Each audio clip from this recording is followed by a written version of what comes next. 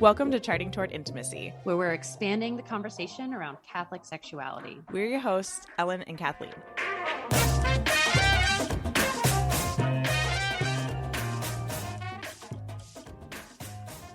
All right, we are back with another Charting Toward Intimacy episode. Welcome back. That's right, we're here. And with baby Josephine too. So baby Josephine is here. So if you hear some baby noises, just ignore them. That's Kathleen's little baby.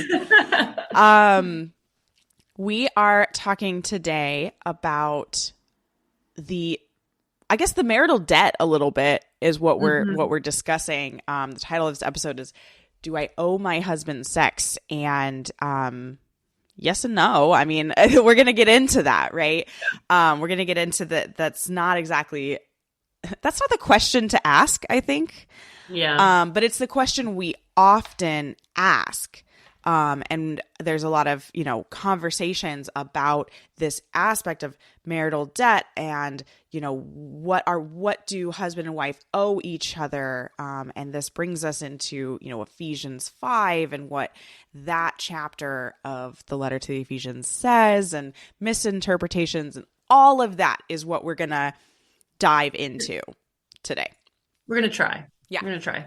So we're going to start off, we're going to talk a little bit of background stuff. We're going to give you some nuggets from theology of the body, some nuggets from the Bible, and then we're going to jump into kind of what we see in this conversation and how we need to be thinking about this and how we need to be having this conversation with our spouses. Kathleen, why don't you share a little bit about the exchange of the gift? Yeah, so I've got this awesome book, which is Theology of the Body in Simple Language. Awesome. Who's it written by? It's actually, honestly, it doesn't even really have an author. It's published by Philokalia Books. Okay. But I think it's like, I'm sure in here there's like based on a series of talks by Pope John Paul II. It's not even like, written by... So it might be kind of compiled by a number of authors. It is. That's exactly what I think. So this is perfect. Honestly, I highly recommend this book for anybody that is like me, who has very little time or a very short attention span and maybe a lot of children running around. Yeah. Also, if you're not a Christopher West fan, here's a great Theology of the Body intro. If you're like, man, I am so tired of these ladies telling me to get Christopher West books. I just don't like him that much. Like some people just don't like how he writes. That's fine. Here's a great resource. Just a summary of the sections of Theology of the Body, and it's really each page or each little section is like a page and a half, maybe 2 pages. That's great. So it's really easy to take in short snippets. So anyway, Theology of the Body in simple language. We'll put a link in the show notes. Yeah.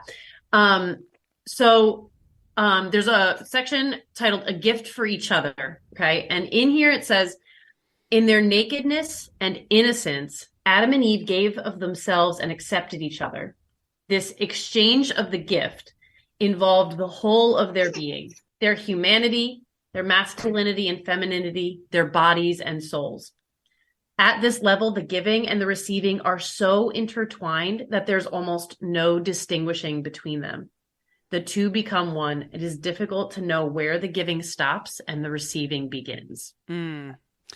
I love that. And I love that too. It's such a good place for us to start this conversation because human, when I use the term man in what I'm about to say, I mean like human, male and female. Man is the only creature that God created for its own sake. And what that means is, so man is made in the image and likeness of God. God revealed the eternal mystery of himself as an eternal exchange of love.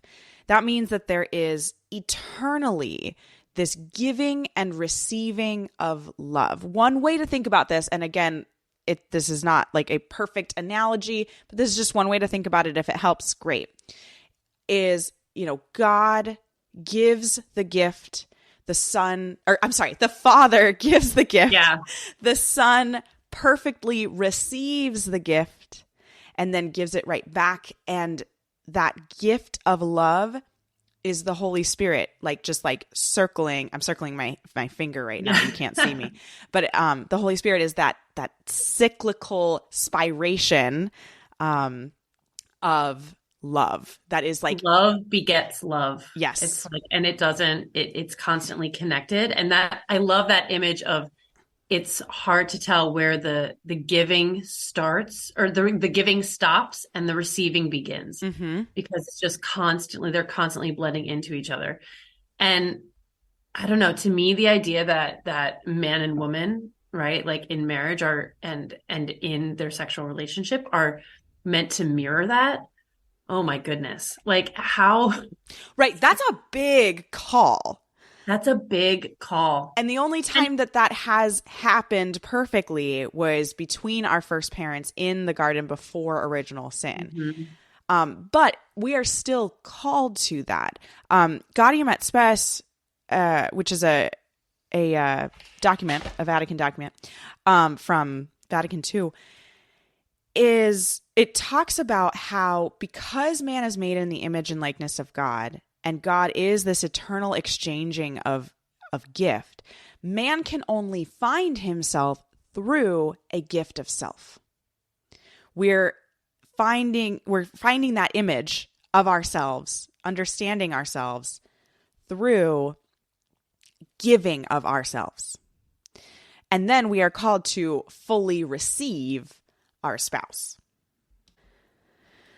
So something else that we want to talk about before we like really get into this conversation, because again, we're like building that foundation. We want to give you a couple of nuggets to have in your mind as we're going through this conversation, is we want to talk about Ephesians 5. And I think I have something really profound to say to you all. It's really important. It's gonna blow your mind. Okay. Now, really quick, actually, before I say this profound thing, Ephesians 5 is most likely, probably, the most contested chapter of Scripture. Any anti-Catholic or non-Christian, they're always going to combat you with Ephesians 5. Ephesians 5 is the one where you hear, wives submit to your husbands. And people have a problem with that. Okay, so here's this profound thing I'm going to say to you. Ephesians 4 comes before Ephesians 5. That's not true. Yeah, it does. No, it's not. No, it's not. It does. 5 obviously comes before 4. Yeah, I know. All right, so here's why I'm saying that. So the language that St. Paul uses in Ephesians 5 is confusing. In Ephesians 4, St. Paul tells the Ephesians, hey, the Gentiles talk in a certain way, and you do too. You use this language, but I am going to redefine some terms for you because I want to call you to reclaim these terms and understand them in a new way.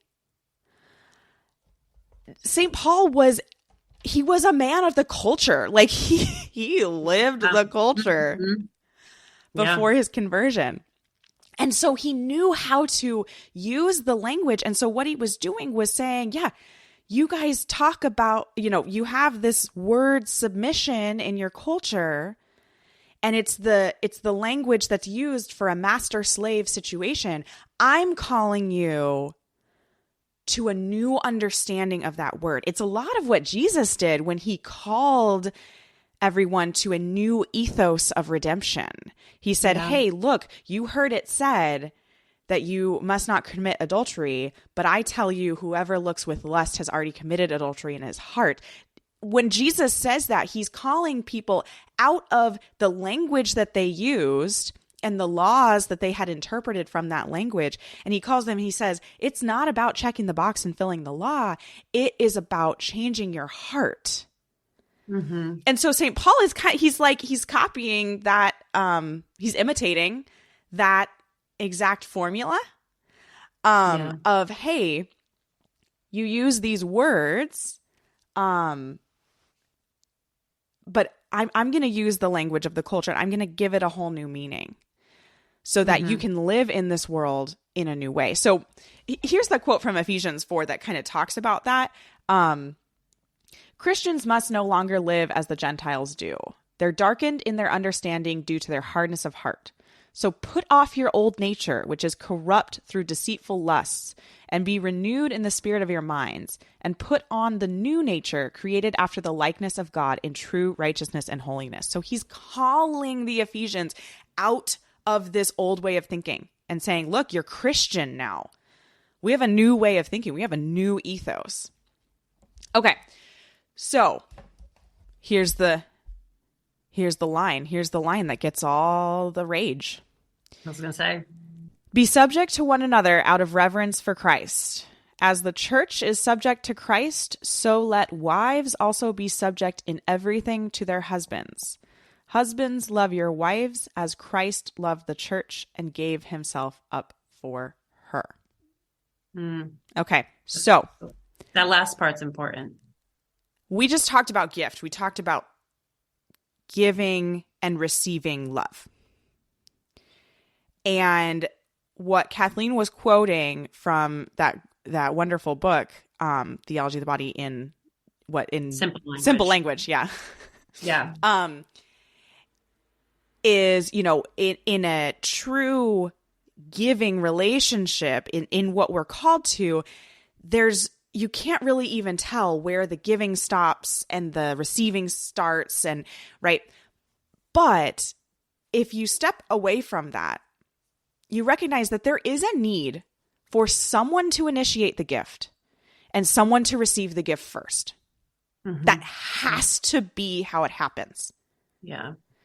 And so what this line is saying, as the church is subject to Christ, so let wives also be subject to in everything to their husbands. What that line is saying is that somebody has to initiate the gift. Christ initiated the gift and the church received that gift. Just because there is an order to who gives first and who receives first. Just because there is an order doesn't mean that one is better than the other. Right. It just means that somebody has to start the gift. And I want you to think biologically right now. In intercourse, the man physically gives a gift and the woman physically receives a gift. Right? I'm, in looking at this book still, there's the beautiful point that woman herself was made as a gift for man. So that it just goes to show how, man in intercourse is physically giving a gift that woman is physically receiving. But before that, woman was given a gift as a gift to man that man then had to receive. And that goes to sort of show that cyclical nature of love begetting love, right? That we are meant to mirror, which feels like such an immense task.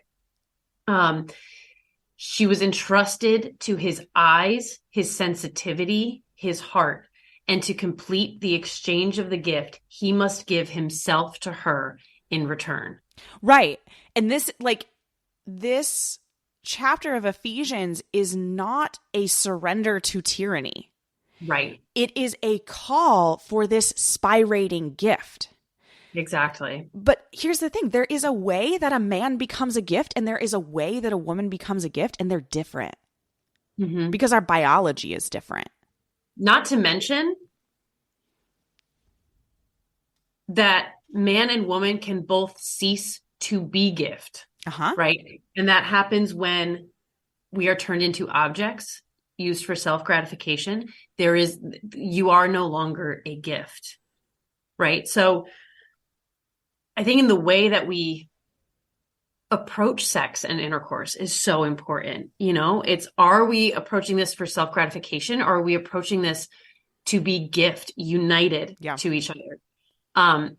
That's a huge, huge thing. And I think that's a really blurry line for a lot of people, that we really need to bring to prayer and as a couple, bring to prayer and ask. It's just like, I think of like in Tobit, right? Tobias and Sarah on their wedding night, going to prayer before becoming gift, right? To each other. Like that's something that I think we really need to start doing, especially if we struggle with Ephesians 5, right? And with this idea of like, I don't understand this submission business, right?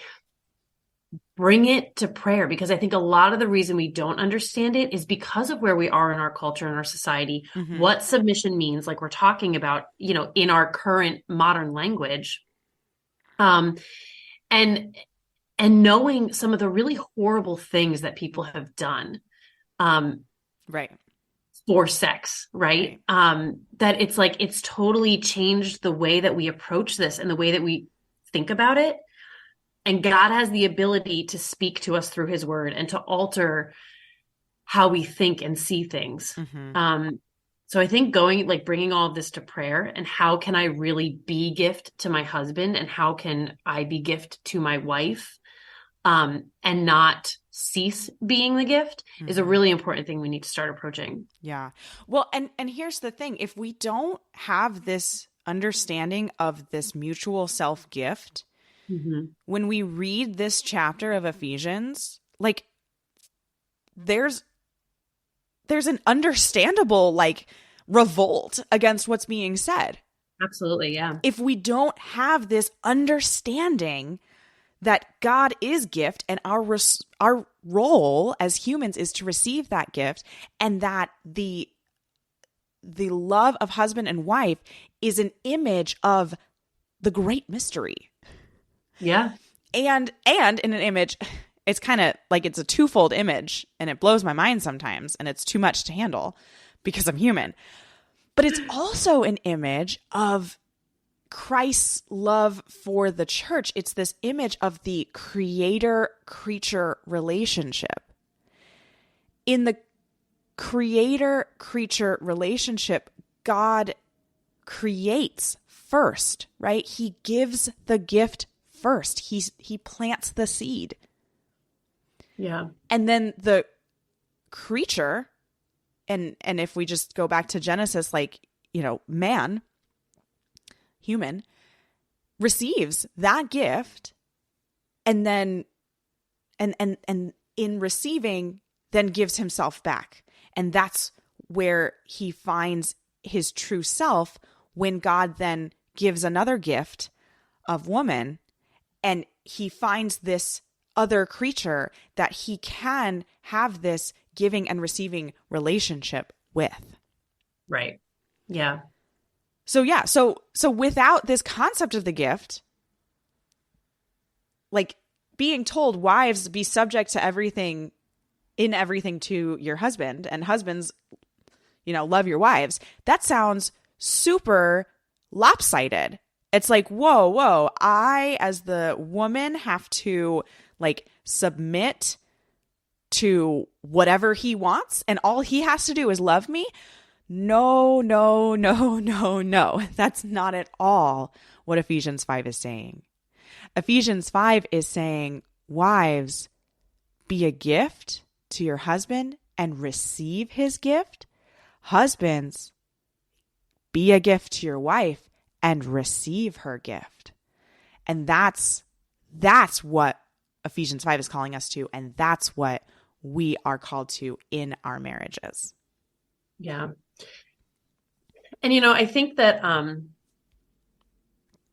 when I think about what we're being called to here, it's so amazing, like how far we are from, like how far we can feel we are from what we're being called to. Right. This is what we're called to. This is the ideal.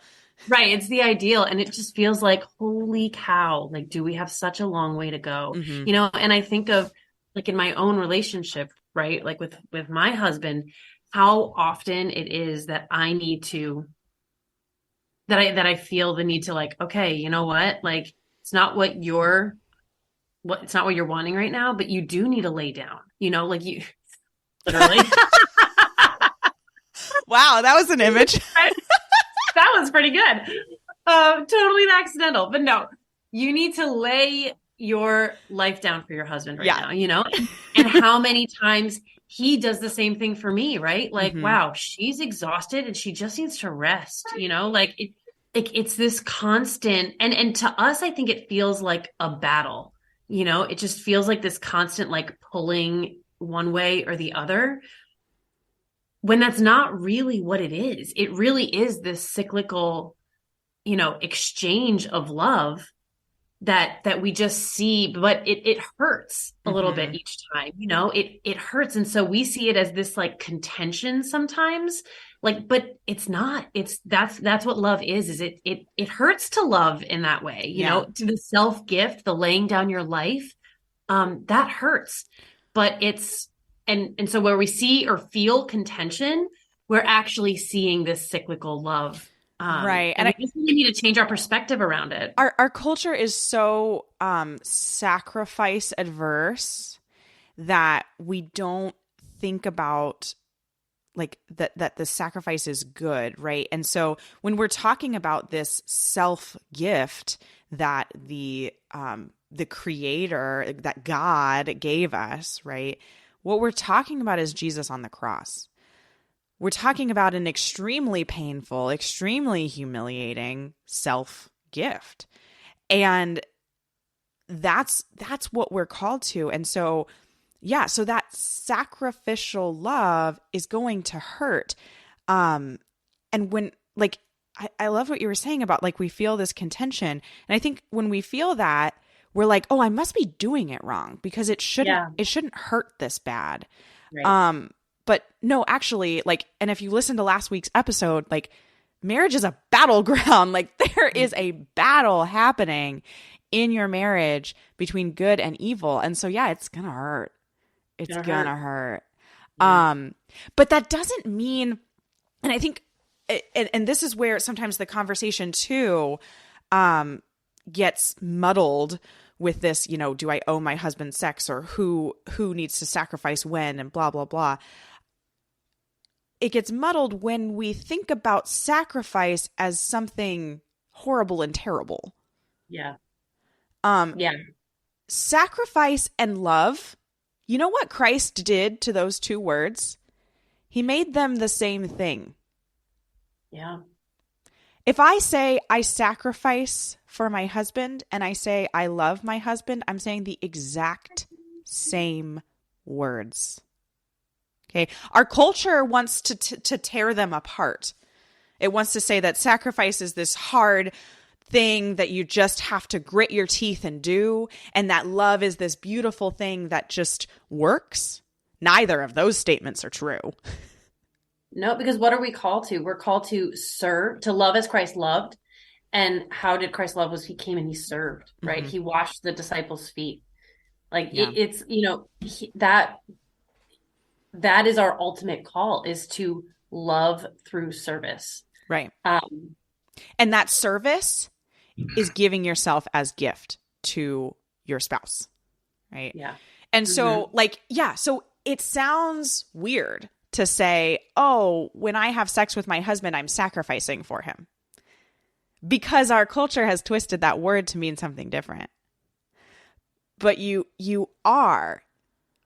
A sacrifice of self is a gift of self. Christ gave himself on the cross. He sacrificed himself. He sacrificed his body. He gave his body for something greater. What is a sacrifice in the Old Testament? A sacrifice is when you gave something good to somebody greater, right? You gave the first fruits of your harvest to God. Right? So if you're giving your body to your spouse, you are sacrificing. You're sacrificing your body by giving it to your spouse. So it's not wrong to say it's a sacrifice to have sex with your husband. Right. Yeah. Your husband is sacrificing himself as well when he's having sex with you. And so we need to rewrite this script and understand what sacrifice actually means. Yeah, I agree. Okay, so we've got a few minutes left. Let's talk about the question that we posed at the beginning. Do I owe my husband sex? And I kind of teased like yes and no. Yeah. Here's the thing with this conversation. And I also kind of said like, this is the wrong question to ask. Right. Yeah. This conversation plays out in a lot of different ways. You hear different speakers and different videos and things like that talk about this. And the problem is that it's often this pendulum swing from who is supposed to sacrifice, right? So you get conversations around, okay, I'm the woman and it's my job to love my husband. So even when I'm tired, I give of myself. There's very good things in that statement. There's nothing wrong with that statement. But then you get the pendulum swing and you have the wives should never be forced to have sex with their husband. And it like a husband just needs to recognize that when the wife is tired, like it's his turn to sacrifice. Again, look at that. It's wrong use of the word sacrifice. Well, not a wrong use, but probably defining it wrong, thinking about it, because it is a sacrifice. It's a sacrifice to have sex and it's a sacrifice to not have sex. Yeah. Because your whole marriage is sacrifice. All right. Happily ever after? No, it's sacrifice ever after. Right. We've got this pendulum swing of is the woman the one who should sacrifice or is the man the one who should sacrifice? Guess what? Both. Thank you for answering. You're welcome. Both of you should sacrifice. Both of those situations are absolutely right. Mm-hmm. Yeah. Right? You listening as a woman, I'm talking to the women who are listening. Yes, it's absolutely right that sometimes when you feel really tired, your marriage needs unity more than you need sleep. Yeah. It's absolutely true. Mm-hmm. But it's also true that sometimes your marriage doesn't need unity more than you need sleep. Yeah. Or just to not be touched or whatever. Husbands, you men listening, it is very true that sometimes your wife is going to have sex with you when she doesn't really want to. And that is a beautiful gift. Mm-hmm. And you should receive that gift with the utmost joy in the entire world. Yeah. Because that gift is incredible and it's hard. But then also, husband listening, man listening, there are times when your wife rightly is going to say no because that's not what your marriage needs right now. What she needs is for you to give the gift of yourself in support of a full night's sleep or not touching her because she's had children. Out. Yeah, she's touched out, right? Yeah. All of those situations are true and good and happen within a marriage. And I think what's at the crux of it is just solid communication. Yes. And that's what, like, if you are initiating and, your spouse is pulling away like, no, not tonight, not right now. And that you feel like that's constantly happening, you need to talk about that. Yeah. Like, that needs to be a conversation that's had because there's going to be a lack of understanding. And maybe the way to do that is like, on a regular basis, maybe you talk about it daily, whatever, like, where am I right now? What are my needs? This is why even just talking about your day is so important. Mm-hmm. Talking about how was your day? How did you feel? How are you feeling right now from it? Like, did your day rejuvenate you? Did your day exhaust you? Like, where are you emotionally? Right. Yeah. That gives so many clues into what they need that night, right? So, and we're talking from both sides here. I know we we gave the example of like the woman being tired, but this absolutely can be flipped in so many different ways. We just used one example to kind of illustrate this give and take. And well, no, I'm sorry. It's never a give and take. It is a give and receive. It is a give and receive. Exactly. And I think, it's like you're saying, totally different situation, right? Your husband comes home from work and got a promotion. or got some like major big thing, and he's like jazzed about it and you're jazzed about it for him, right? And so you can see that there's a different situation on hand here than like just a woman being tired, right? And why not celebrate the unity that you guys have, the family that you have, the life that you're building, right? Like, it's so many situations could mean so many different things. But even like I said, just talking about your day is going to give those clues as to how should our day lead into our night? Like, what do we need as a union, right? What do we need as a couple right now? How can I love? Yeah. Get on the same page. Get on the same page often, so that you can be on the same page in the bedroom, right? And I think it's the most like obvious and like typical like piece of advice that people give married couples, and so it feels kind of like cheap to say that, like, oh, communicate, but like it really is the crux. It is. Of it. Like, it's like you just can't do anything without it. It's so essential in like every aspect, but especially in the exchange of the gifting yourself and being gift. There's a lot more that we could say about this topic, but we like to keep the episode short. We may return to this topic because, again, there's a lot to say about it. It's a tough topic, but that's what we have for you today. Woohoo.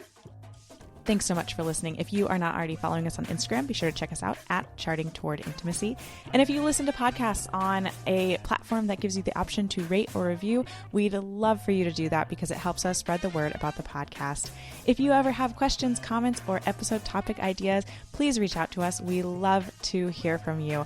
You can reach out on Instagram or send us an email. Our email is in the show notes. Until next time.